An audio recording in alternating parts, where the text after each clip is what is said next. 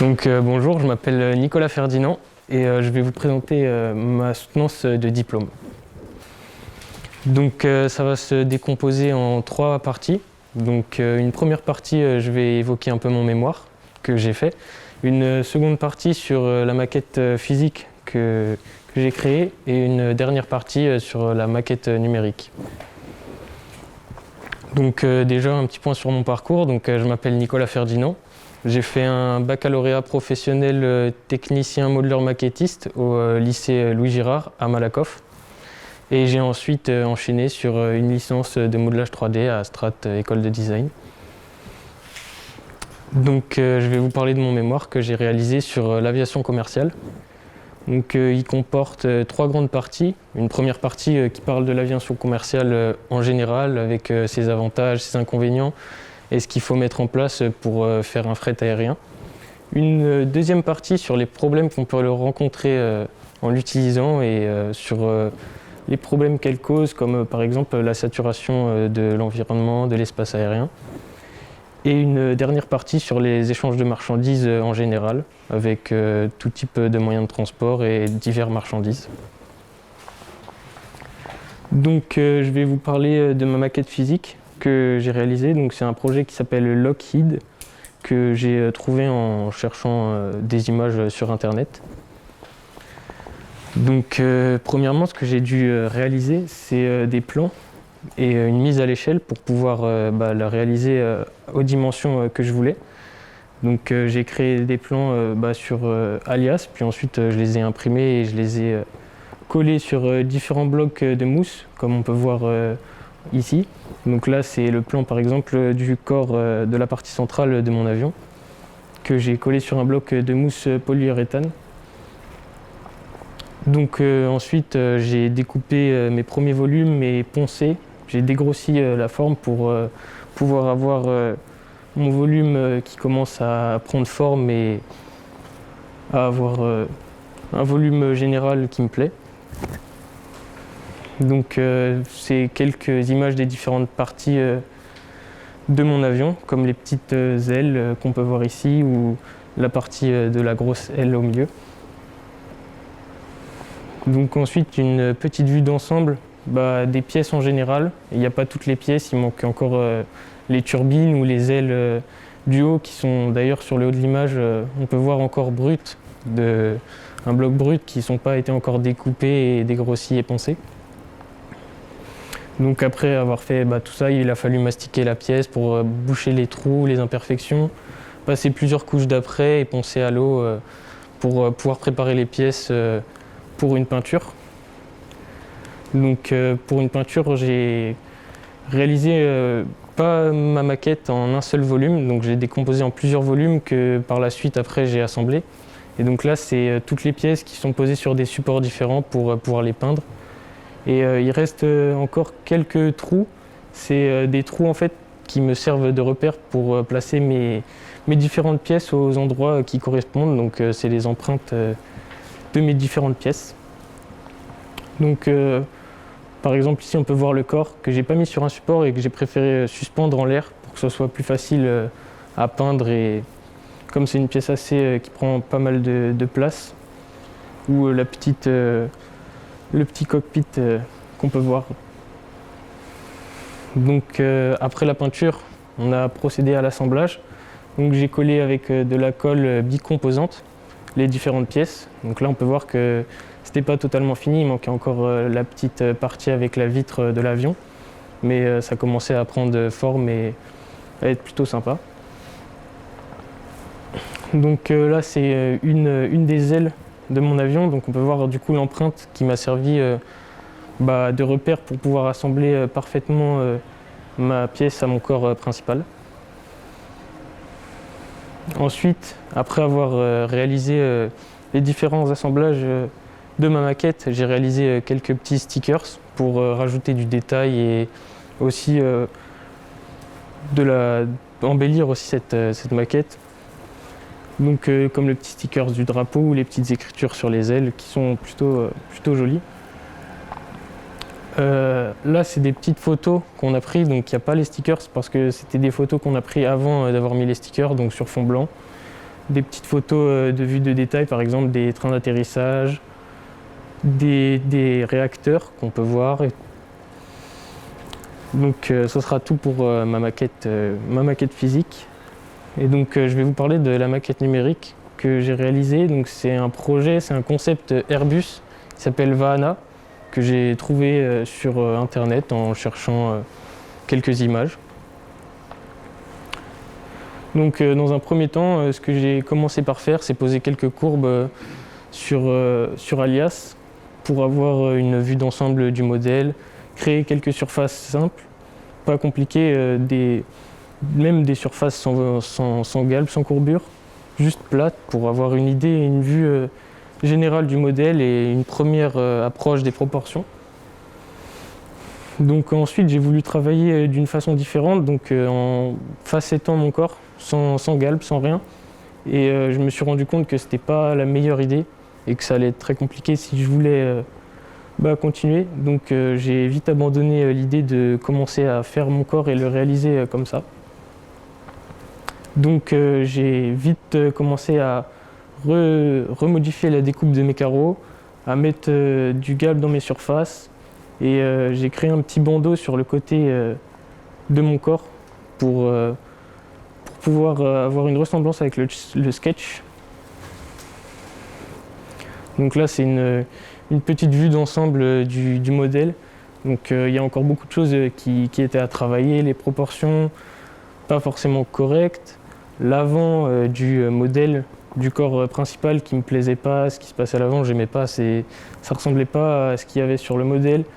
Le corps peut-être un peu gros, il manquait encore de volume, de galbe, donc beaucoup de travail encore à faire. Donc j'ai encore modifié le corps et en le modifiant de plus en plus, j'ai commencé à me rapprocher de quelque chose qui ressemblait et qui me plaisait aussi et qui ressemblait au sketch. Donc là c'est une petite évolution par les différentes phases que je suis passé et que j'ai pu observer. Donc un des problèmes que j'ai rencontré et qui m'a posé pas mal de soucis à régler, c'est à l'avant de mon corps, la petite surface que j'arrivais pas à fermer au début. Ça pinçait et c'était pas beau, c'était pas ce que je voulais. Donc j'ai agrandi la zone pour faire une surface plus large et déjà en plaçant une simple surface sans forcément la travailler, j'ai observé que ça passait beaucoup plus facilement et que c'était beaucoup plus propre. Donc ce que j'ai fait, c'est que j'ai continué sur cette voie et j'ai décidé de séparer cette surface en deux. Donc une surface plus en haut, sur ce qui se passe en haut, et une surface sur le bas, et j'ai vu que c'était déjà beaucoup plus propre que ce que j'avais réalisé au début, ça pinçait moins. Et ce qui se passait, ça ressemblait beaucoup plus au sketch et à ce que je voulais réaliser à cet endroit.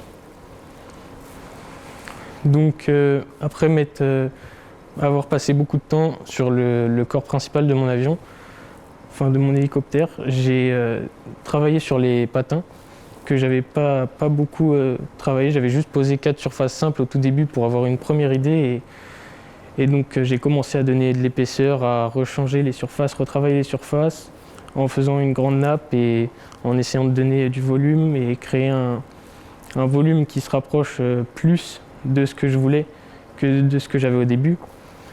Et donc j'ai modifié énormément le patin parce que j'avais beaucoup de mal à réaliser la surface qui se relie du corps au patin. Donc la surface de jonction qui est entre le corps et le patin, parce que c'était une surface qui demandait pas mal de travail.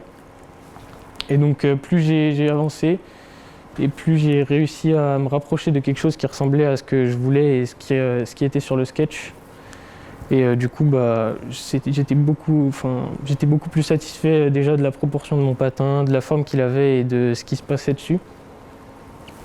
Donc après j'ai réalisé des détails sur mon patin, donc j'ai rayonné les différentes parties de mon patin. J'ai ajouté des petits chanfreins pour rajouter de la forme et pas simplement une surface plate et sans forcément de détails. J'ai aussi rajouté un petit marchepied pour pouvoir monter dans l'hélicoptère.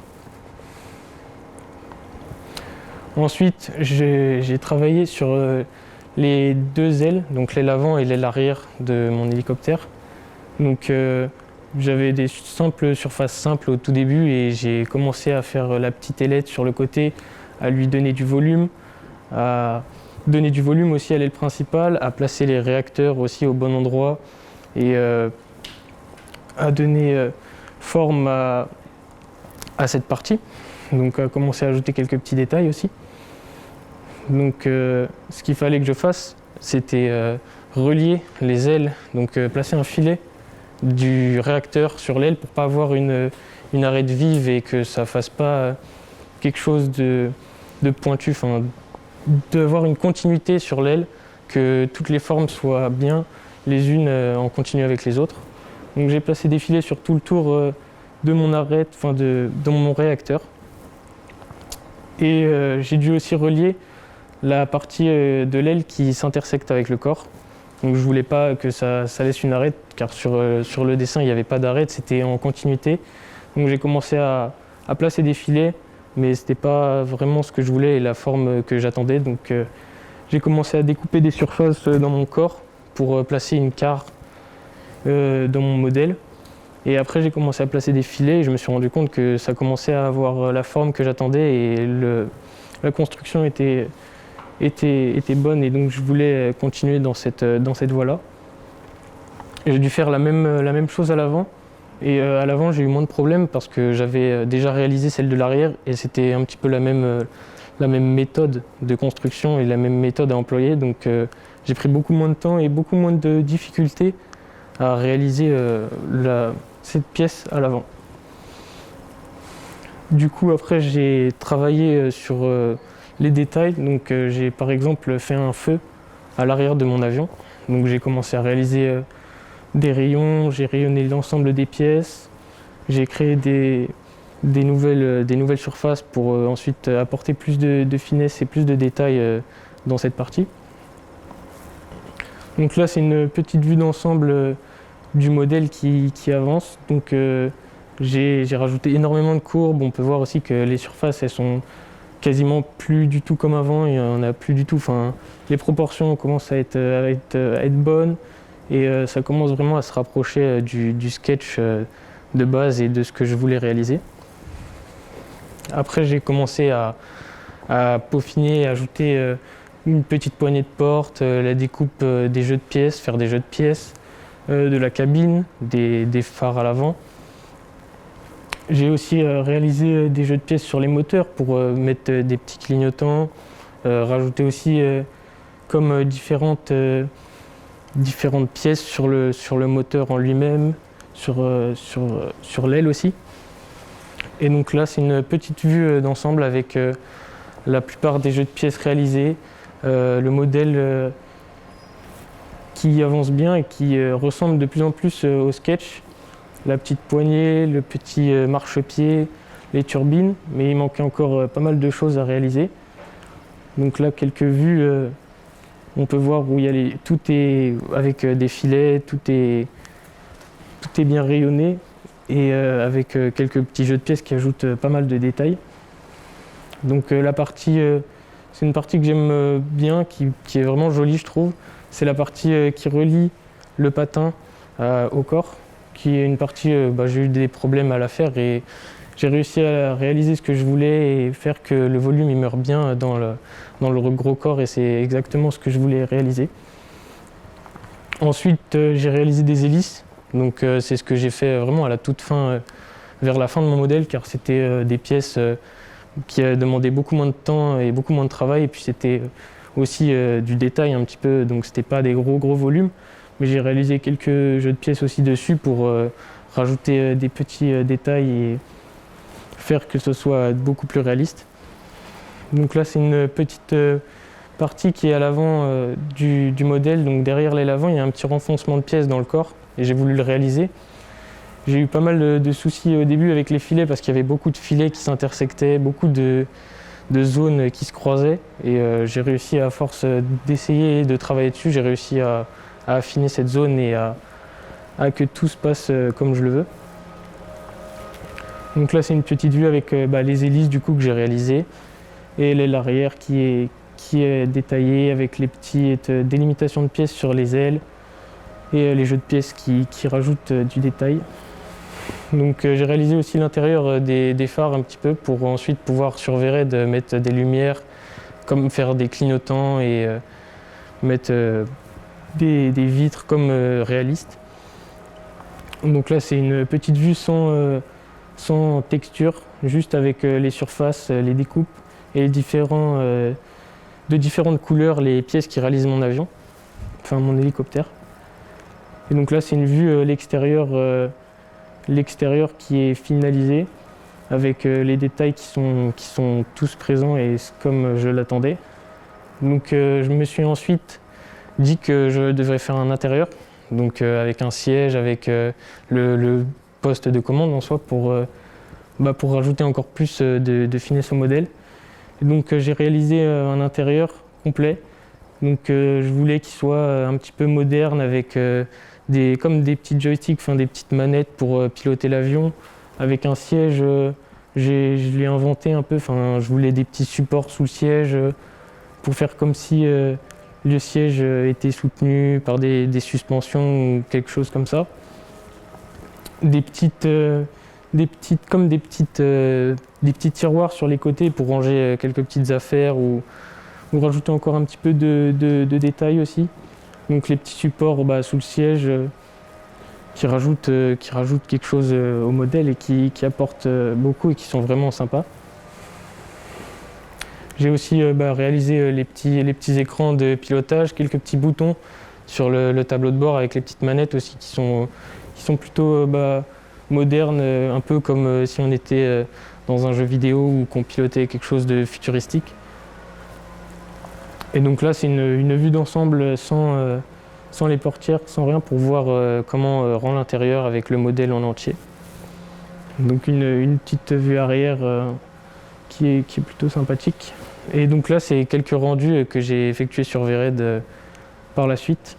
Donc je trouvais que le modèle était vraiment réussi et que ça ressemblait à ce que je voulais et ce que j'attendais.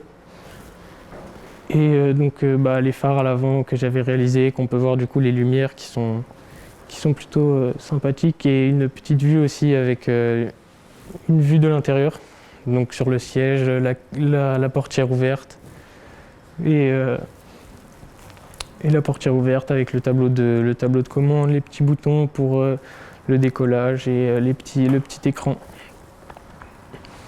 Donc merci de m'avoir écouté et je vais vous présenter l'animation que j'ai réalisée de mon modèle du coup.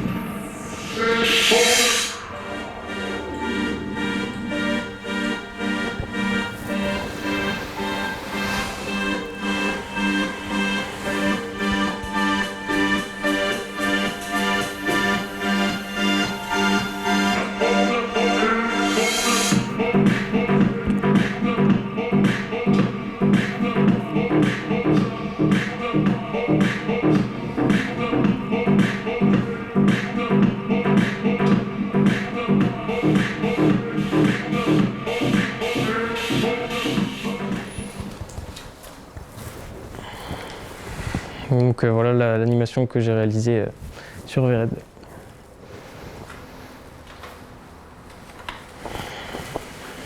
Très bien. Oui, je vais peut-être te laisser commencer. Non. Alors bon, déjà, très très bonne présentation. Je trouve que tu as bien synthétisé un petit peu tout ce que tu as fait. Ce que je pourrais moi déjà te dire, c'est qu'il y a un gros travail sur la NUM, et qu'on sent qu'il y a beaucoup plus entre guillemets de travail sur la NUM que sur le modèle physique. C'est pas une mauvaise chose, mais en tout cas il y a vraiment un travail impressionnant sur son modèle numérique. Ce que j'ai noté, sur le modèle physique, tu es parti de plans que tu as trouvés sur internet. Ah oui. Oui, c'est ça. Oui, j'ai trouvé en faisant des recherches.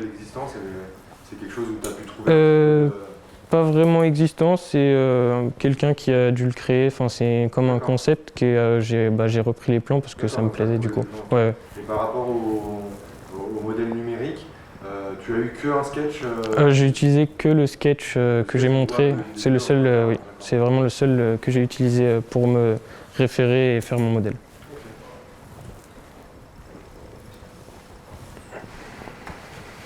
Qu'est-ce que tu as préféré faire dans tout ça? Le numérique.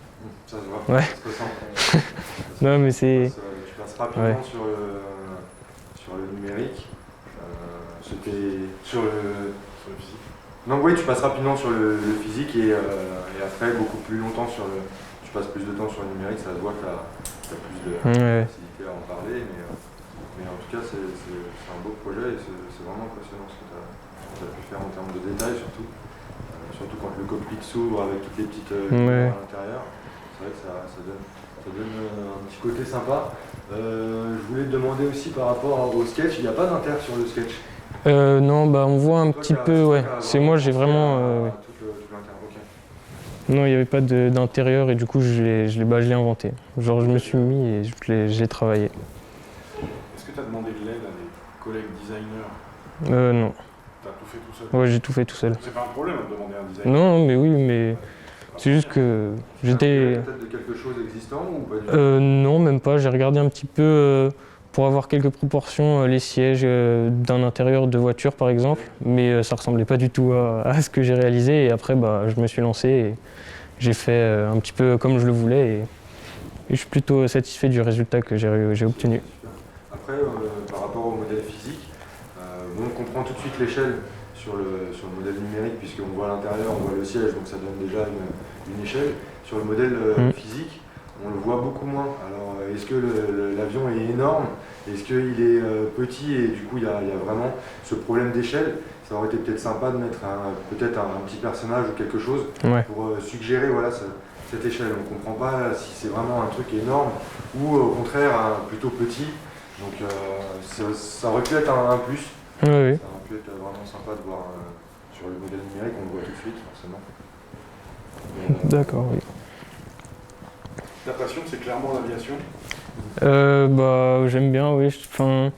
J'aime bien l'automobile aussi, mais c'est juste que je suis pas un peu lassé, mais beaucoup font sur l'automobile, il y en a beaucoup qui aiment ça. Et moi, je me suis dit, j'ai envie de changer, du coup, je vais découvrir aussi quelque chose d'autre. Donc, je me suis lancé dans l'aviation et je trouve que c'est plutôt sympa et j'ai beaucoup apprécié réaliser ce que j'ai fait et ça m'a pris... j'ai aimé. Sur la partie numérique, clairement plus ma spécialité à moi, c'est bien, c'est intéressant, il y a du travail, clairement, on peut pas, c'est très bien. Le métier de modeleur numérique, c'est un métier de binôme avec un designer. Et aujourd'hui, ce qu'on voit là, c'est ce qui t'a manqué. C'est d'avoir un designer à côté de toi pour des petites problématiques de proportion, des petites problématiques de ligne, tout un tas de petites choses que le modeleur numérique doit connaître au bout d'un certain temps. Mais quand on débute, on ne les voit pas forcément. Et c'est à ça que c'est un designer. C'est à orienter, à te guider sur certaines choses. La construction est bien. C'est bien de montrer là où tu as des difficultés, de montrer là où tu es revenu en arrière pour refaire parce que ça ne marchait pas. Ce qu'on voit dans la construction, c'est intéressant. Je dirais, le global de la proportion, c'est bien. La partie arrière, il y a certaines courbes, certains trucs. Bon, voilà. Quand on fait ça, quand on a fait ça toute sa vie, on voit des choses. Mais c'est très bien. Il n'y a pas de problématique par rapport à ça aujourd'hui. C'est pour ça que je t'ai posé la question de savoir s'il y avait un designer qui avait pu t'aider ou te conseiller. Parce que ça t'aurait aidé, notamment sur des problématiques de proportion. Et dans ta vie professionnelle, tu auras toujours un designer sur le dos. Et on sait tous ce que ça veut dire d'avoir un designer sur le dos qui va être garant du dessin. Parce que c'est comme ça que ça va se passer. En règle générale, c'est comme ça que ça va se passer. C'est une généralité, mais en règle générale, ça sera comme ça. Mais c'est bien d'avoir été au bout des choses, de ne pas laisser un modèle sans intérieur. C'est dommage que tu ne le fasses pas. Oui. Ça amène à la crédibilité du projet beaucoup. Donc ça, c'est très bien. Ton ressenti par rapport à Vered, par rapport à l'animation, par rapport à tout ça, c'est quoi? Alors j'aime beaucoup travailler sur Vered. J'ai pris beaucoup de plaisir à mettre, en fait, à voir prendre vie son modèle au début qui est juste des surfaces sur Alias et tout. C'est satisfaisant de voir où on peut en arriver et voir à la fin qu'on a réussi à faire un modèle qui peut, le cockpit peut s'ouvrir, les ailes et tout, les hélices peuvent bouger et c'est super sympa. Moi j'ai beaucoup aimé le réaliser en tout cas. Et Vered, alors j'ai eu des problèmes aussi sur Vered, pas mal de petits problèmes, surtout avec les animations, les clips et tout des fois. Mais après, comme je connaissais pas forcément, j'ai cherché, j'ai continué à avancer et j'ai pris du plaisir à réaliser le Vered et réaliser le modèle. Et l'animation, tu l'as réalisée tout seul? Oui. On sent que tu as pris plaisir à faire l'animation. Ouais. Ouais. C'était... T'as un stage déjà pour le... Non. Pas encore. Non, pas encore. Tu cherches dans quel domaine? Dans tous les domaines en soi. Moi, après découvrir de nouvelles choses et de nouveaux domaines, ça peut être que du plus et c'est ce que j'apprécie aussi. Donc, je n'ai pas forcément de domaine visé ou particulier. Mais quand même plus transport. Ouais, plus transport quand même. L'arrivée, tu l'as fait plus dans le transport ou tu as touché un peu? Après, je suis allé aussi dans la parfumerie. Donc j'ai vu l'architecture aussi. J'ai fait un stage dans l'architecture.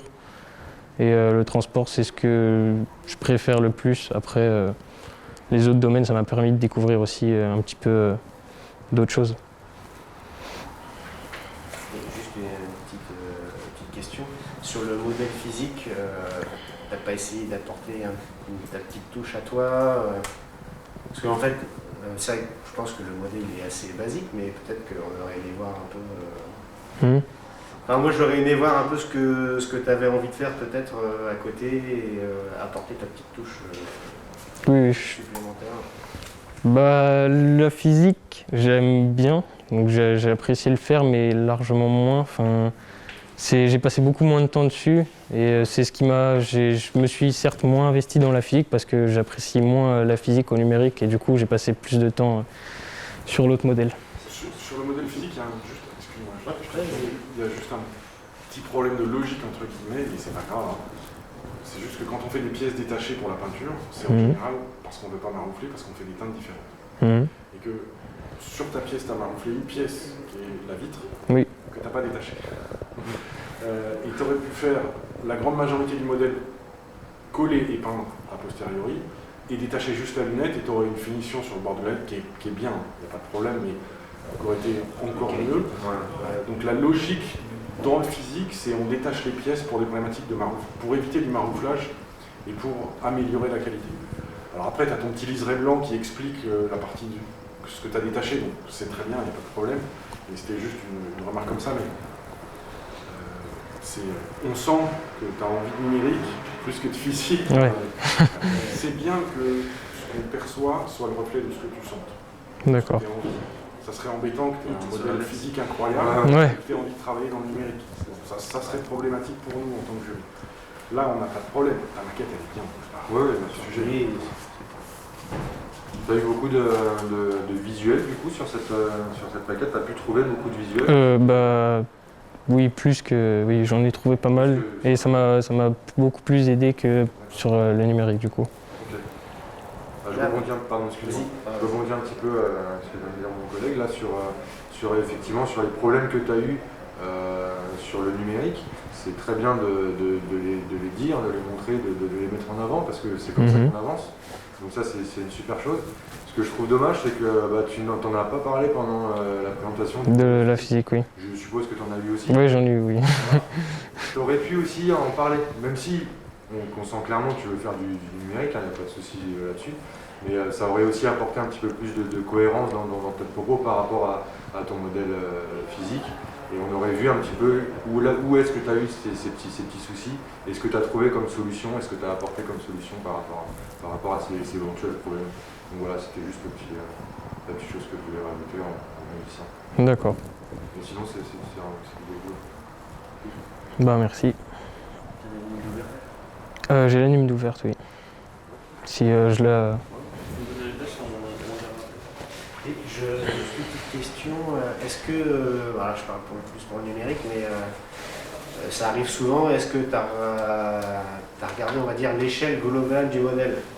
Est-ce que tu as regardé les cotes du véhicule, si je peux dire, et le mettre à la bonne échelle? Et est-ce que, par exemple, ton intérieur, si on met un mannequin dedans, ça rentre? Est-ce que tu as essayé de regarder si... Alors si oui. ton modèle ne fait pas 5 mètres de long ou 10 cm, tu vois? Non, Tu as regardé le rapport d'échelle? j'ai avancé au début sans le regarder. Et à un moment, il y a un de mes profs qui m'a dit est-ce que tu as regardé du coup le rapport d'échelle? Et il l'a regardé. Et en fait, c'était plus ou moins correct. Donc ça allait. Après, j'ai continué. C'est ça. Ça arrive souvent. J'ai eu. Vraiment Non. à trouver une cohérence Ouais, c'est ça. d'échelle par rapport à quelque chose d'existant, parce que comme Non. on voit que tu as passé sur un sketch, il n'y a pas cette notion d'échelle. Donc effectivement, il pourrait très bien faire 20 mètres, comme ça pourrait être un avion RC. Oui.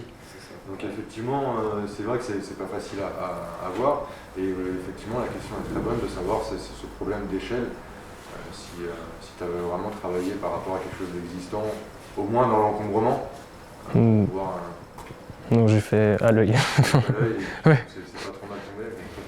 C'est Ouais. vrai que c'est quelque chose tout de suite il faut tout de suite commencer par ça. Éviter les surprises. Ouais, parce que effectivement, après, si tu te retrouves à avoir un truc qui fait 20 mètres et qu'en fait il doit pas être à cette échelle, Oui. tu dois tout reprendre et ça engendre encore de nouveaux problèmes. C'est déterminer un cahier des charges.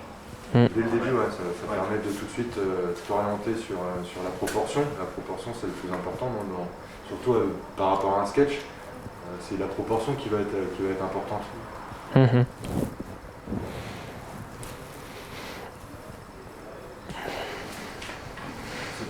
Vous avez d'autres questions? Pour moi, c'est bon. Je mets la NUM sur l'écran.